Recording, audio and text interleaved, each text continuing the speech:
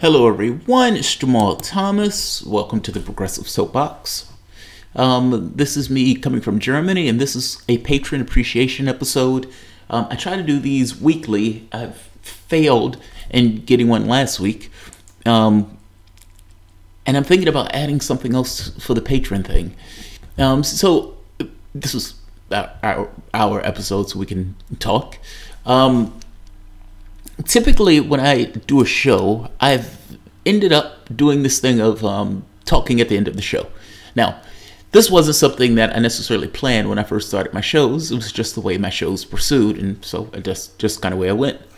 I don't often get the opportunity to watch other shows. I didn't watch other people's shows back during that time, meaning I didn't necessarily follow people per se. That's not true. There was one or two, but it was in odd channels. Channels and bizarre topics. So I didn't necessarily have an idea on what this was supposed to look like.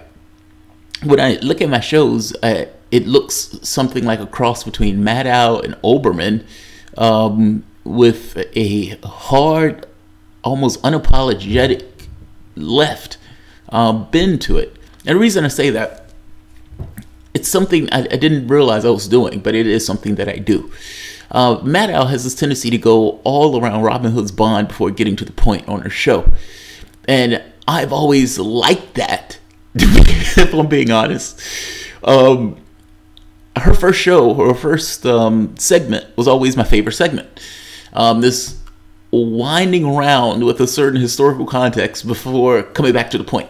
Now, the problem recently is that all of this ends up with Russia. She started talking about flowers in the desert, and then talk about how Donald Trump is working with the Russians in order to take away the flowers. So some nonsense. Olbermann has let me down, coming out saying that he's sorry for ever going after Bush and this stuff. But if you look at his old episodes, and I realize that stuff, it's amazing how that stuff kind of soaks into you when you don't realize it's soaking into you. In the pattern that he does his show. The pattern that he used to do his show with this kind of fiery passion, oratory of sorts. I don't know. Somewhere along the way, it sunk in this kind of unconscious way. Nevertheless, at the end of the show, however, I often talk with the audience after getting whatever point across I'm trying to get across. We go back and forth. Sometimes the audience doesn't like what I say, and they have a go at me about it. Sometimes they agree with what I say, in which case we're talking about it.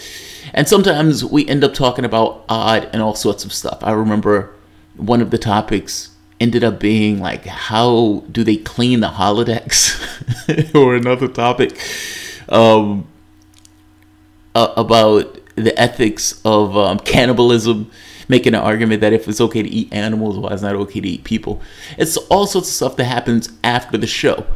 I started to cut those away from the show because it elongates the episode. So if somebody is looking at it and they say, okay, this episode is an hour long, well, my part of it might have been 10 minutes. The rest of it might have just been me talking to the audience.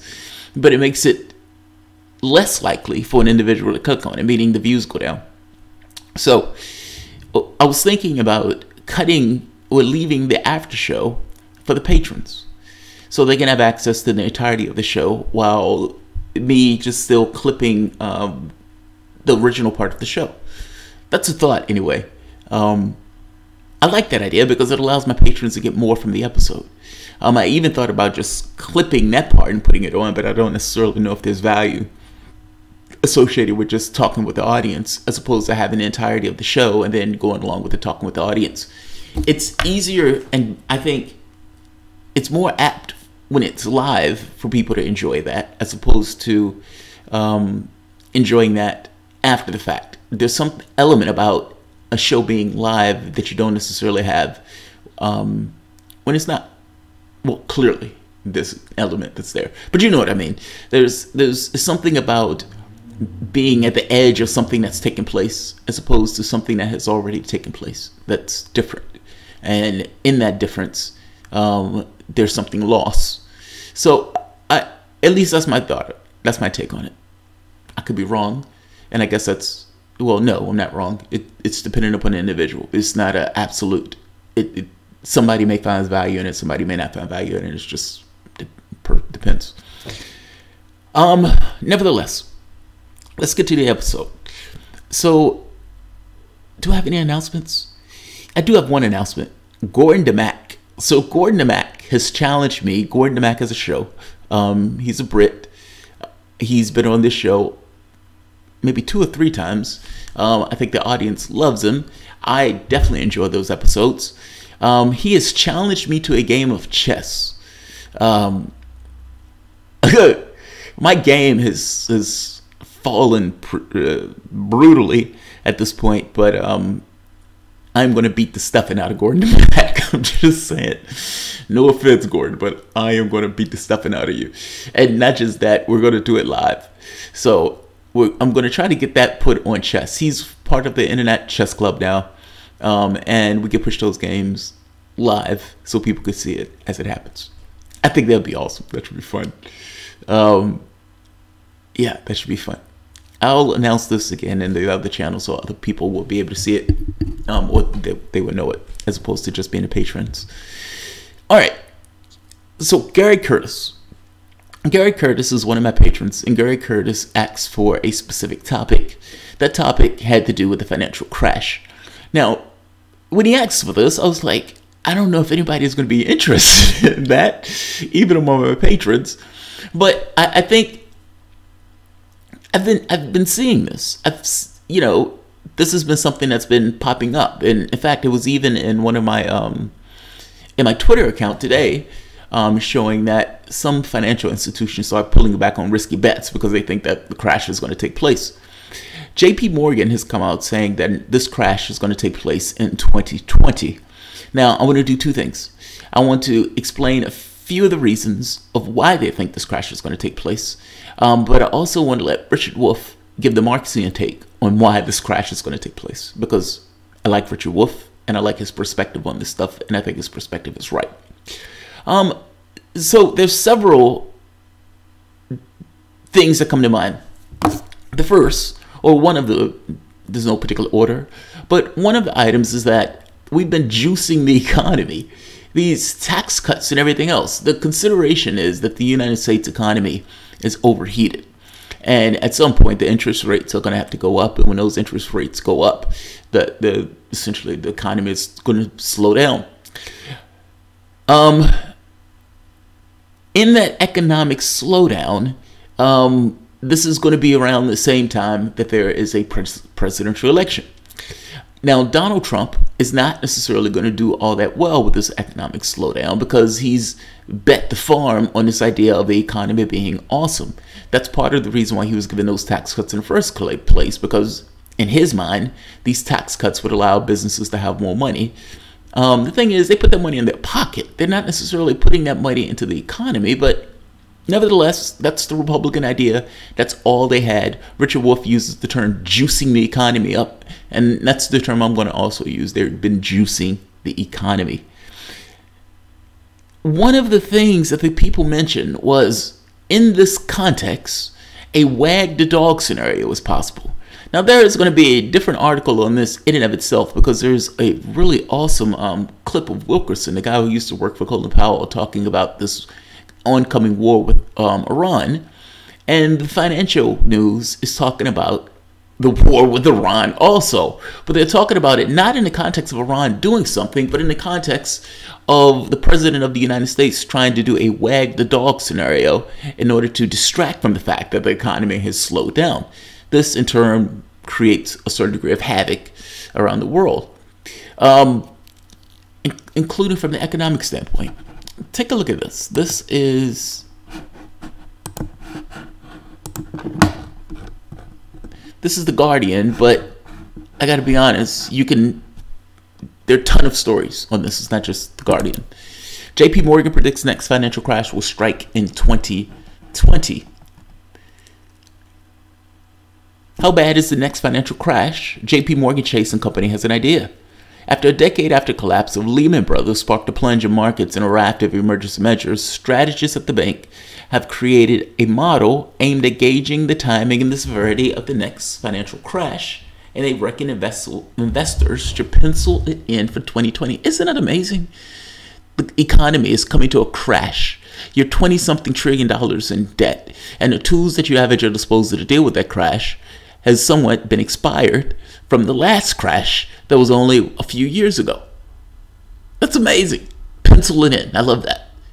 The good news is that the next one will probably generate somewhat less painful hit than the previous one, according to analysts. The bad news, diminished financial market liquidity since the 2008 implosion, is a wild card that is tough to game out. The tools that we had at our disposal in 2008 has expired. What are the tools going to be for this one? Right here, and this one too. We're due for a recession in 2020, and we will lack the tools to fight it. They know in advance. They're looking at this, and they know in advance. There's several parts on this. They're given 10 reasons, but and let's give a few. There are 10 reasons for this. First, the fiscal stimulus policies that are currently pushing the United States growth rate above 2% are unsustainable. By 2020, the stimulus will run out, and the modest fiscal drag will pull the growth from 3% to below 2%. Because the stimulus was poorly timed, the United States economy is now overheating. It's poorly timed because you've given a massive tax cut to the top 1%, while people at the bottom are making like $30,000 a year. That tax cut went to the top 1% almost entirely, like 80%. Not to mention, they're putting debt on the back of the regular people in the country in order to pay for the $1 trillion or whatever that they gave to the top 1%. That's utterly amazing. Poorly timed also because from their standpoint, the job market was already, the unemployment number was already low. And you've given this massive stimulus, which again was just a giveaway. The reason why Donald Trump is also trying to go around Congress in order to give another tax cut is to some degree because of this. That's all the tools he have in his box. That's the only thing he knows. How to give people, me and my cronies, massive amounts of wealth in hopes that they actually use that wealth to generate some kind of push in the economy. Meanwhile, inflation is also increasing in other key economies, and rising oil prices are contributing to additional inflationary pressures. That means other major central banks will follow the Fed's monetary policy normalization, which will reduce the global liquidity and put upward pressure on interest rates. The Trump administration trade disputes with Mexico, Canada, and others will also escalate, leading to slower growth. U.S. policies will continue to add stagflationary pressure, prompting the Fed to raise interest rates higher still. Now, this is amazing. Let's keep going. There are several of these, so I'm going through these relatively quickly, but the article's at the bottom, or I put the article at the bottom. Fifth, growth in the rest of the world will likely slow, more so as other countries will see fit to retaliate against the United States' protectionism. China must slow its growth to deal with the overcapacity and excessive leverage, otherwise a hard landing will be triggered. 6. Europe will experience slower growth owing to monetary policy tightening and trade frictions. And this part I found interesting. Moreover, populist policies in the countries such as Italy may lead to unsustainable debt dynamic within the Eurozone. Now, this will also apply to the yellow vests. What they mean by this is, instead of taxing the rich in order to pay for this stuff, Macron has taken it off the table. Macron gave a massive tax cut to the top 1%. He took off the table, taking away those tax cuts in the 2019 budget. And instead, he's going to borrow. Meaning all of the things that he promised the yellow vests, he's essentially borrowing it and putting the debt on the backs of the public itself. Isn't that amazing? He's preferring to give tax cuts as opposed to taxing and using the money that's generated from the tax revenue in order to put through the policies that he has promised the yellow vests that he would put through. Same thing in Italy. Italy is pushing through certain policies, but this time, this is from the right. The right-wing governments have pushed through policies to for something like a universal basic income. And they are dead set on implementing those policies. How? Borrowing. They're going to borrow. Instead of taxing the rich and putting through the policies that way, they borrow, putting that debt on the back of the public itself. This article is making the argument that this will create a debt that is unsustainable. Let's keep going. But, you know, this is a capitalistic thing. Like, this is the system itself coming apart. The United States and global equity markets are frothy. I have no idea what that means. Price to earnings ratios in the United States are above 50%. Historic average, I don't know what that means.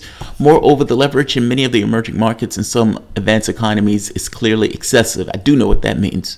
When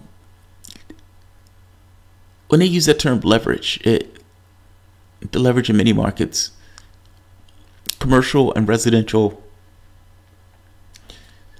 real estate is far too expensive in many parts of the world. The emerging markets correction in equities, commodities, and fixed income holdings will continue as global storms continue together. As a forward-looking investor start anticipating a growth slowdown in 2020, the markets will reprice risky assets. The amount that is being charged for particular properties is too high. It's going to be corrected, which means it's going to drop. The price is going to drop. Eighth, once the correction occurs, risk of illiquidity, that's the first time I heard that word, and fire sales undershooting will become more severe. Fire sales, because people can't afford it, you have to correct to the level that people can afford, in which case the price plummets.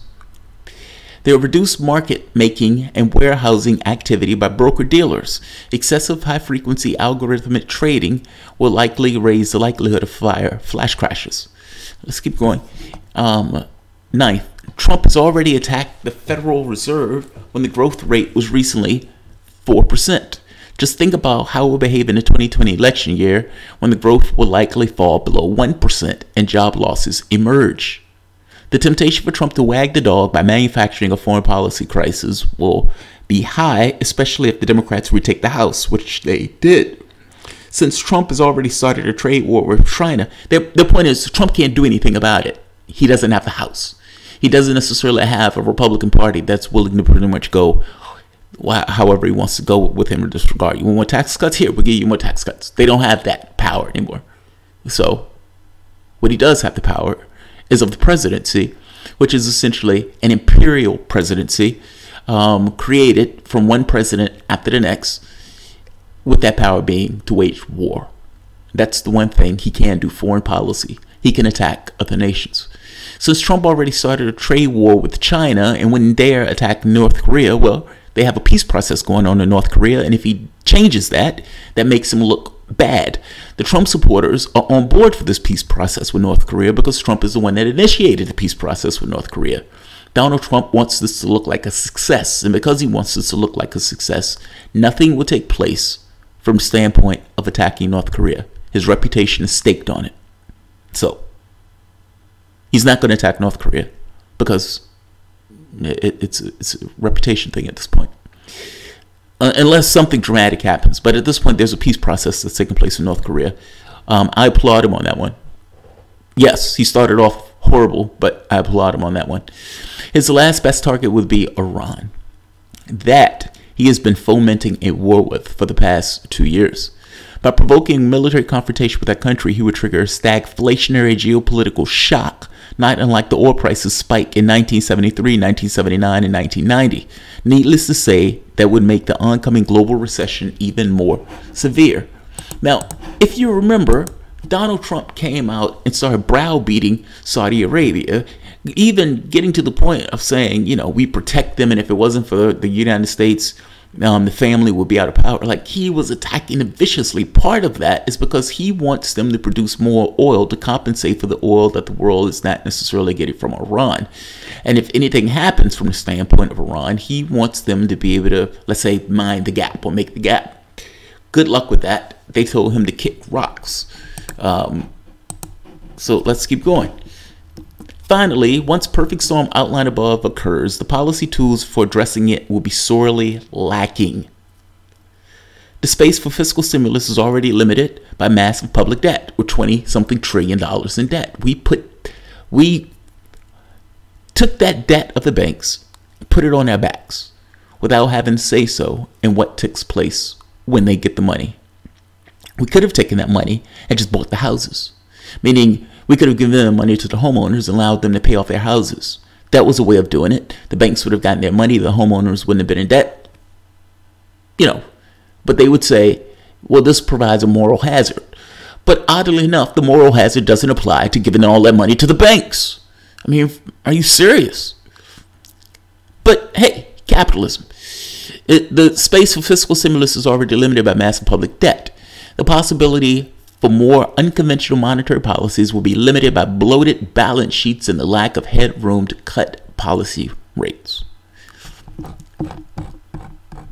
Now, all of these things may not come to pass, but this is what they're looking at. This is even written from the perspective of somebody who's looking for the 1%. JP Morgan, same thing. Perspective of top 1%. Let's hear the perspective of a socialist, because I like the perspective of this particular socialist. This is 0 Hour. I can't think of the gentleman's name. Ron Esco, RJ Esco. I'm going to play this first section of what Richard Wolff said. Richard Wolff is long-winded, and I'm not saying that as a negative. I'm just saying that as someone is, just point of fact. You ask him a question, he's a professor. He give him the floor and go away. The man is awesome. So I am going to let him explain the problem of what these people are talking about, but from a socialist perspective. And personally, I think this perspective is more right than not. So let's hear Richard Wolff.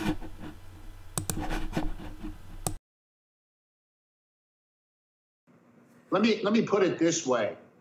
To hold a society together, there has to be a certain minimum of solidarity, if you like, among people. Doesn't mean that there aren't differences. There always are. And indeed, those differences can become interesting ways for people to teach each other new ways of thinking or being, because they are different.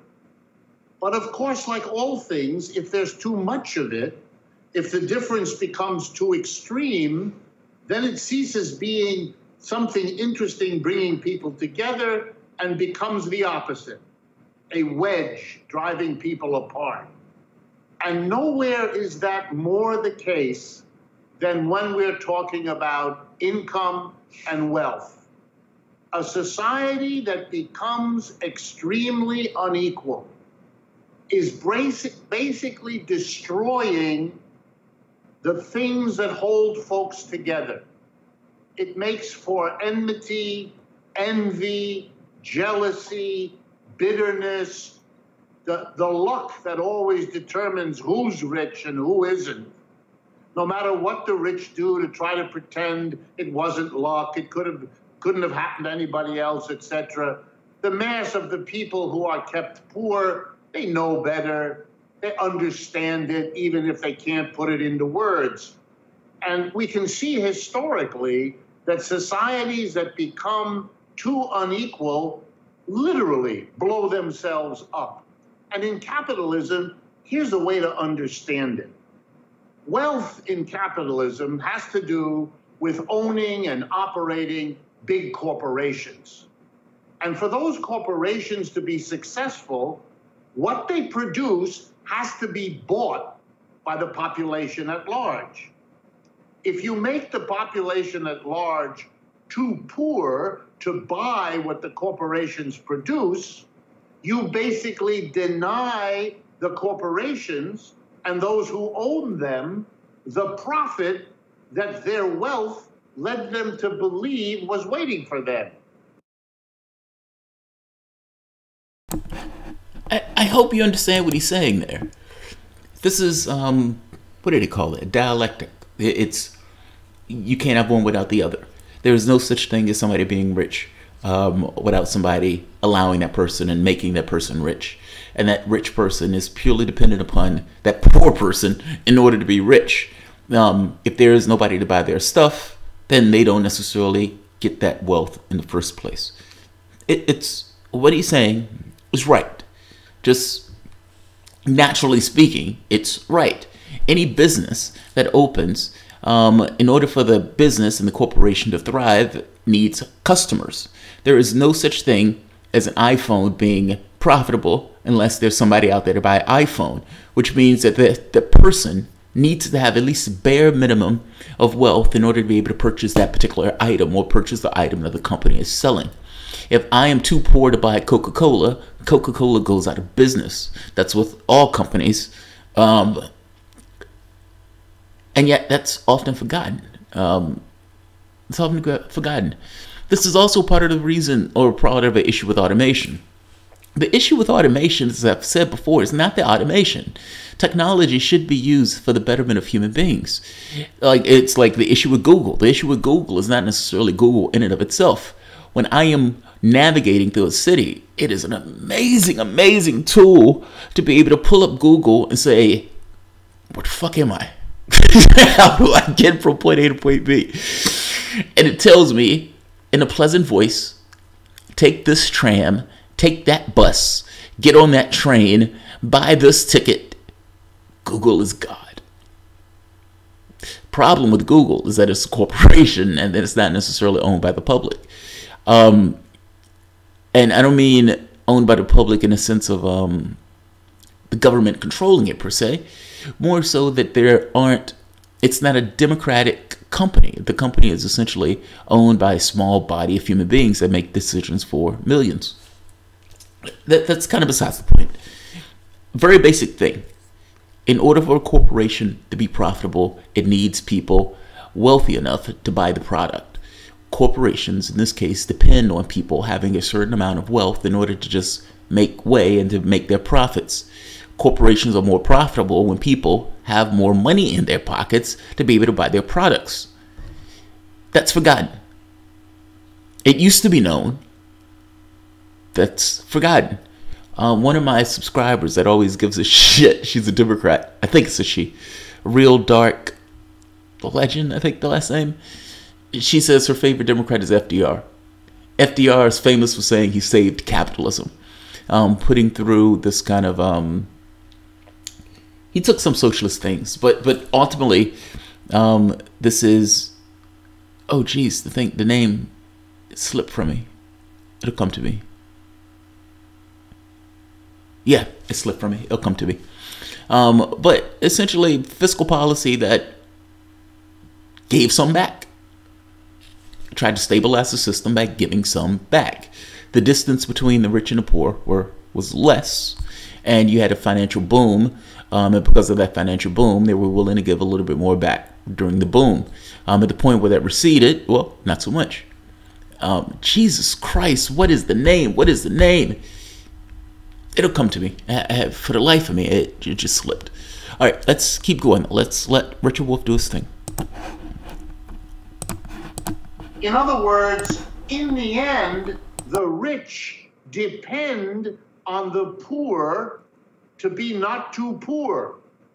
Okay, that'll work for a while. But if the rich push for more and more wealth, they break their own dependence on the poor. That's what's been going on in the United States for the last 40 years. We had a growing wealth of the corporate leadership of this country, started in the 1970s and really took off for the end of the last century and into the beginning of this one. Meanwhile, the mass of American workers were having a harder and harder time. Their wages didn't go up. The only way they could sustain their purchases was by borrowing, and eventually they couldn't carry the debt that they had accumulated. We reached the point, and the first sign was 2008, when the collapse came, when the mass of people could no longer buy what was being produced, could no longer postpone the breakdown by borrowing more because they were already borrowed more than they could pay for. And so the system crashed. Well, we've quote unquote recovered, but nothing fundamental has changed. And over the last 2 years, for example, the borrowing of the mass of people has once again started zooming up. So I think you're right. We haven't learned the lesson. The rich keep pushing for more and more. The tax cut of Trump and the GOP last December is a reward to the richest Americans after 40 years in which they have done better than they ever did before. That's crazy. It's not just immoral, it's economically self-destructive. So I expect, and many of my economist colleagues, left-wingers, right-wingers, and those in the middle, they expect that we will very shortly face again the kind of social calamity that comes when a society rips itself apart by allowing the differences in wealth and poverty to go way beyond what any society can sustain.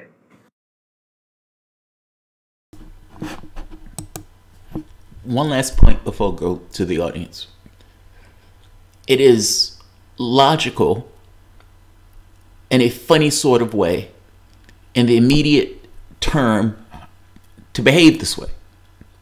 Now, not necessarily over the long term, meaning if taken a larger context, it would make all the sense in the world for the wealthy to say we need to give back more in order to keep the system stable, seeing as these are the people who allow us to maintain this magnificent position. Now, people like me say, I have no idea why the public allows them to maintain the magnificent position that they are in. But nevertheless, the masses, for the most part, as long as they can go about their way and make their ends, they don't necessarily listen to people like me, or for that matter, Richard Wolff.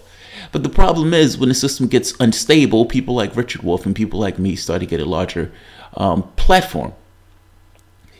It's logical in a funny sort of way in the immediate to say, how can I make more and how can I maximize my profit? Well, I'm going to maximize my profit by firing workers or pushing down wages and getting products at a lesser price. That makes all the sense in the world to operate that way. The problem is over the long context of the long term that operating that way lowers the wages of the workers or keep those wages suppressed while at the same token reaping massive benefits of profit, particularly from the standpoint of technological innovation. If I am creating widgets, having workers to come in, well, sometimes those workers can be blue, sometimes those workers can get annoyed, sometimes those workers pitch a fit, they can complain about their wages, they can complain or try to unionize. There's all sorts of things that workers, being human beings, are incentivized to push for. By the same token, that company and that contradiction between those two things, the company is going to try to, let's say, avoid those things if they can possibly do. So instead of paying the workers $15 an hour, maybe you get rid of the workers and you put in machines. And by the way, this is taking place abroad. If you walk into a McDonald's that is in Poland, what you will find is 5 or 6 machines. Those machines would automatically take the order, which removes any particular thing of the person having to be there in order to take the order for that behalf. At some point, you would get machines that would fix the sandwich that the worker is ordering. There are plenty of coffee shops here where you walk in, you put the order for the machine drops a container, and it fills your drink. I'm just making the point that it makes all the sense in the world for technological innovation to take place, especially when it becomes a situation where the wages are going higher than the worker or than the employer wants to pay for. The catch here is, how is that worker who no longer has that job because a robot is doing that job going to pay for the life that they paid for before? Working at Walmart only pays so much, and it's not going to pay the same wage that they were making before. Let's go to the audience. I hope this made sense. fact, where is the audience? 139 people are here for this? I gotta be honest, I didn't think anybody would be interested. All right, let's see. Let's see what people are saying. All right, right here, Skip Rock. It bothers me when Jamarl is abroad. His two dogs stay in separate places. I bet they miss him, meet each other. Remember what happened? Where's the red fern grows? Actually, Skip, I will be going back home within a couple of weeks. My mom is ill, and that, automatically put the kibosh on the trip. My mom hit me up, I think it was last Thursday, and next week was going to be hellish, just in general, like before even talking to her, because my treatment was going to be like 9 days apart. That's fucking extreme. But it was a Christmas holiday. My wife wanted to go to Prague, and there is no treatment facilities that I could have gotten access to in Prague. So the closest one was going to be in Poland. It was, fuck this. Well, that becomes sort of a moot point now. She hits me up, and she's somewhat crying on the phone.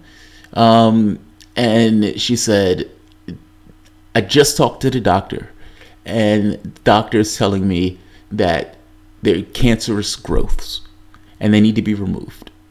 Now, I don't necessarily know when the surgery, but I told her I'll be back before they do any of the surgeries. And I canceled my Airbnbs, and explained to them why. And at this point, the goal is to find a flight back home. The only catch is whether it's going to be before or after Christmas. More likely than not, it's going to be after Christmas. But the idea of going to Romania and Turkey and jumping across Vietnam, it is impossible to enjoy a trip at the point where your mom needs to have some kind of surgery or is going through some kind of medical thing. So she was there for me, going back to when I was 17 years old. And there are some hellish stories where she was ill, and held off on her surgeries while I had my surgeries. So my wife is at home now. The two dogs are together, Skip, so that's not an issue. And I will be dragging my ass back to Richmond. So don't worry about the dogs. The dogs are okay. The dogs are fine. The dogs are fine. Let's see. Dennis Rodman equals world peace. Yes, Dennis Rodman equals world peace. Robert Pouquet. Concerning stocks, I wonder how many people are steered politically by their stock holdings and assets. Like coal is where a pension is, so they whitewash it. Well, again, Robert, that's logical, right? I mean, it's logic in a funny kind of way. I mean, from a larger context, it may not be rational because you're talking about ending the world, but ending the world is too big of a concept. You know what I mean? Like the world coming to an end. It's too much to grasp. It's one of those things that you understand in this kind of almost ephemeral way. By the same token, the hard reality of me having access to more, me having access to my needs, well, that's different. That's different. That's straightforward. You have, it's almost like a, like something like a hamster hitting a button and then getting a treat when it hits the button. It's going to be incentivized to hit the button. Whether the treat is laced with something that's kind of rough or not, a little different. I guess I'm making the point that it makes all the sense in the world in a very specific sort of way. Whereas the larger context, it makes the system unstable. Natural Progressive. Hey, Jamal, always loved your commentary. Thank you, Natural Progressive. I appreciate it. I'm glad you love the commentary. I know a fat guy. What? That's a funny name. Oh, Gardner, no other system will be able to usurp the petrodollar before oil depletes unless something really crazy happens. What's the saying that no system changes unless all of the productive energies of that particular system expires. That's terrifying. That's completely terrifying. Even though, again, it makes logical sense in a funny sort of way that people will hold on. I mean, look, even in the context of this trip, I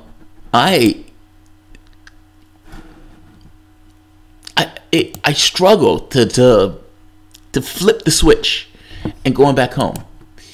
For the last year, we've thought about this trip, and not just thought about this trip, took measures in order to make it work. My wife switched jobs. I started doing this, and I started doing this in more of a more intently. All of us push for this. It's difficult to flip that switch and say, okay, I'm going home. Like some extreme shit to make this work. And it's like, for me, Europe was the hard part. Like Europe was the part of getting. Europe was more expensive. Europe was, in some cases, less treatments, which, you know, made it difficult in the first place. Having to go to saunas is brutal. Like spending 30, 45 minutes in a sauna is fucking brutal. But you do it because you want to keep going and the trip is important. And you push in order to make that work. And all of a sudden it's, all right, I'm going home. So there's this thing in your head of, well, I have something else now that has to take priority. By the same token, this other thing has been my reality for over a year.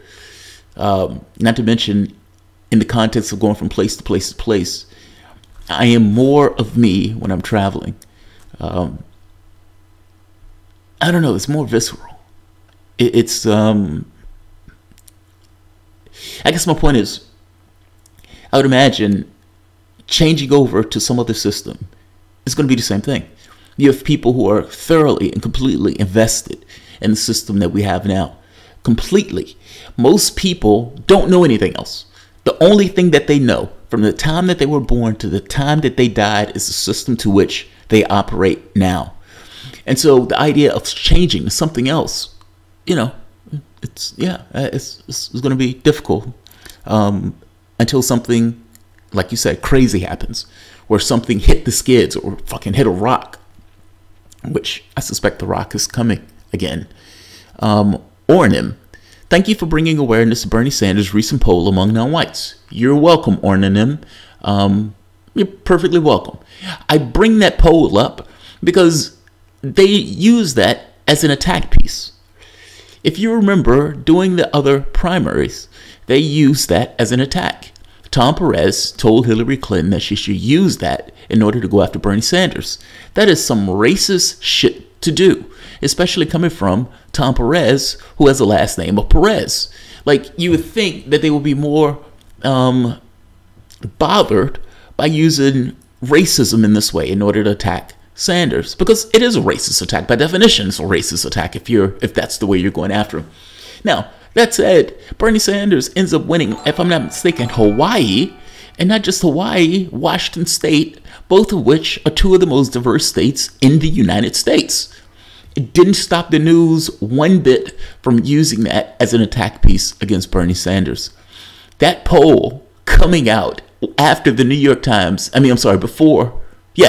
the New York Times runs a piece a few weeks earlier saying that Bernie Sanders is not able to expand his base among non-whites. And then that poll comes out and says, among all of the candidates, he completely obliterates them from the standpoint of his support among non-whites.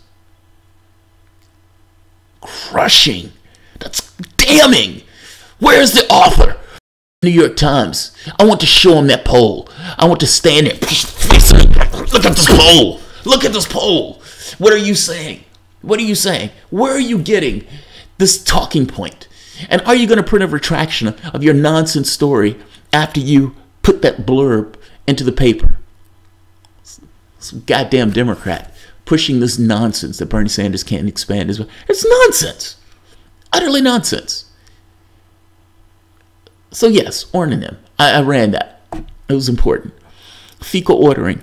That was a study on the McDonald's ordering machines. 100% of them had trace amounts of fecal matter. That is so gross. So gross. Oh God, that's gross. And that's gross for a few reasons.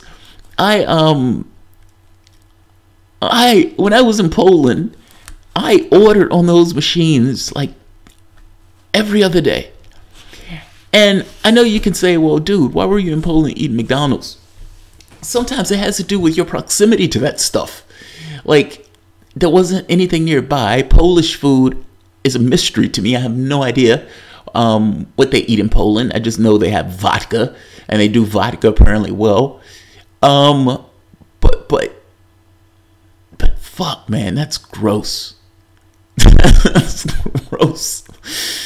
Alex Jones folk legend. If you want to laugh, watch Alex Jones folk hero and Pikachu gets a new voice actor. I think we watched that one. I think this is an old one. That's hilarious and disturbing at the same time. Bella Blue Lou, love to you and your family. Oh, thank you, Bella Blue Lou. I appreciate it. She'll be fine. When they diagnose me with kidney failure, I didn't have a reaction per se because I didn't necessarily know what it was. And what I realized, it is, all things being equal, I would have preferred it be me. Now, I say that because I'm more accustomed to it. It's been something that I would imagine that I deal with relatively well. But if I'm being honest, that's not really the reason. I think the reason boils down to a certain degree of selfishness. I don't necessarily want to deal with this thing of somebody who I care about ill.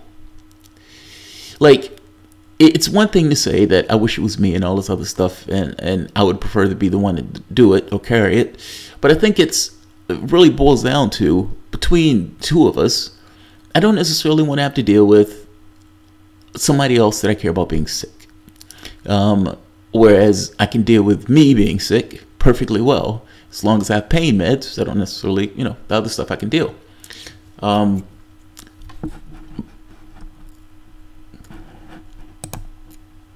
Ooh, what's happening? My stream is going down. All right, it's back up. I don't know what that was about. My stream just dropped for a moment. Let's see, who else is here? I'm tired of the 99% having to depend on and beg rich. Yes, for condition needs met in order for the government to spend. Congress is the source, not rich people. Yes, Rob, you're right. Yes, Rob, you're absolutely right. J. Scott, it slipped from me. That's what she said. I don't know what that means. That sounds extremely dirty. Stacey E., a very willful intention economic collapse to justify more welfare for the too big to fail and more suffering for the working class and the poor.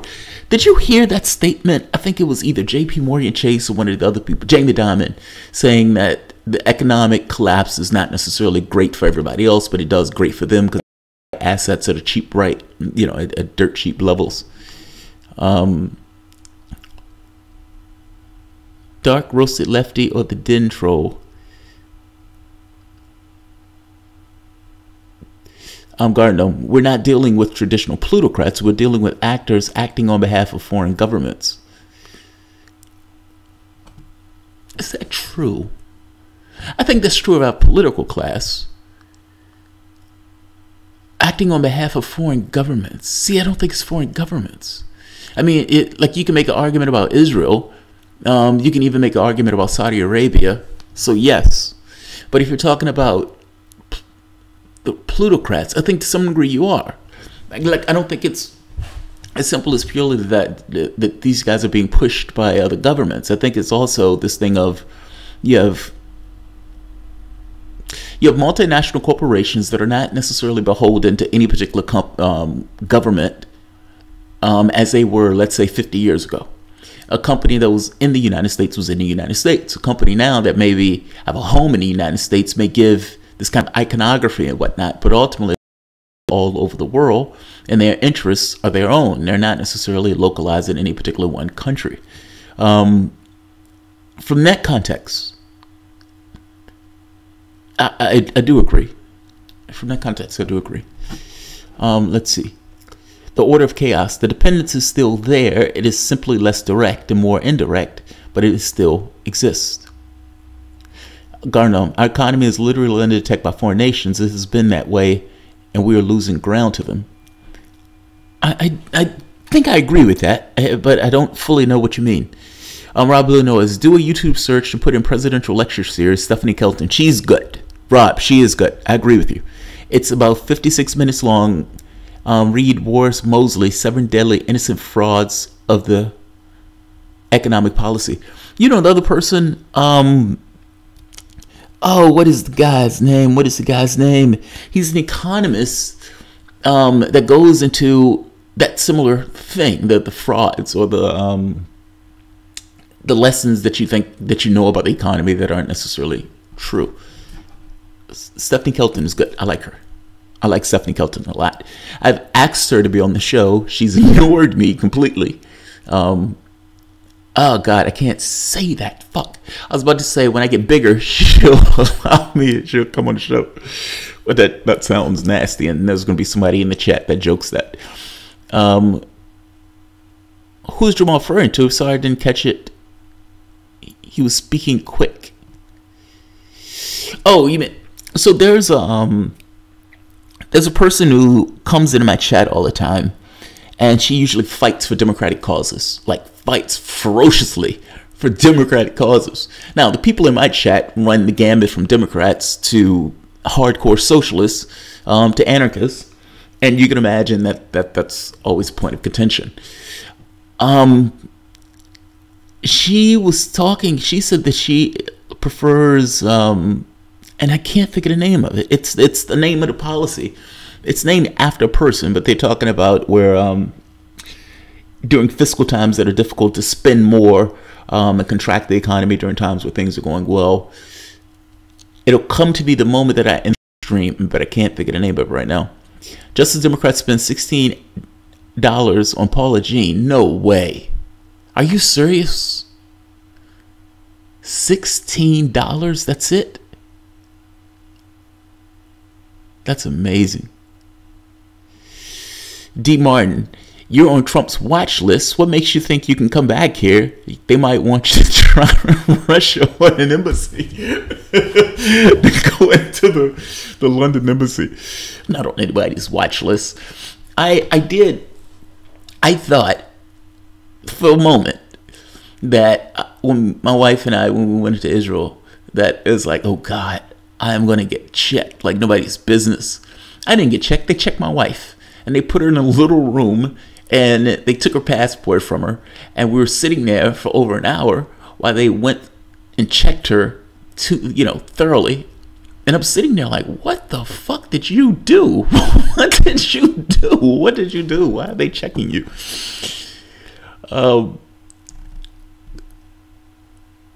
Twitter handle of the guy who wrote that article at the Order of Chaos. Jamal, your stream is max headrooming. You know, the wild part about it is the number is high. Like it's at 3,166 kilobytes per second.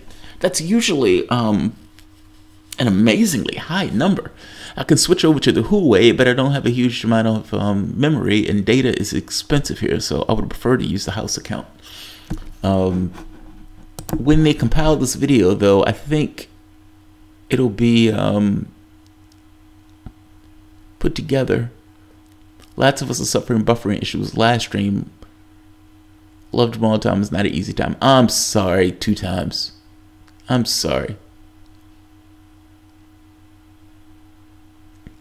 While I'm interested in your cryptocurrencies, your thoughts on Silk Road Initiative and China's progressions in that.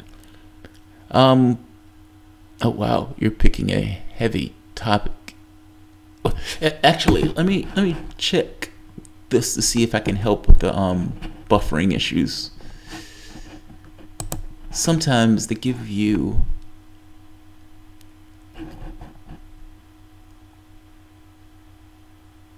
okay, I can't change it right now. All right. When I end this video, I'll try to do something about the streaming and buffering. What I'm hoping is when the video comes together, it attaches correctly.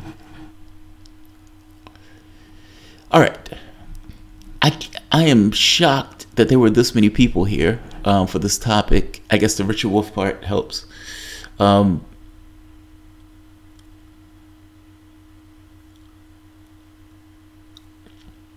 thank all of you for coming, and I thank all of you for helping out. And again, all of the patrons, thank you for your support. I do appreciate it. If you enjoy the content, Jamarl, if you have a frame sync, it's the likely issue. All right, I'll look that up because I have no idea what that is.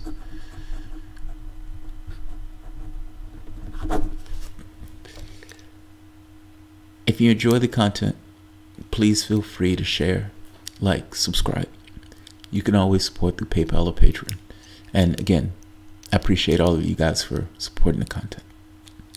Thanks all. By the way, the video, like I said, the video should compile correctly. And I'll look up the frame sync to see if that's causing the buffering issues. Thanks all.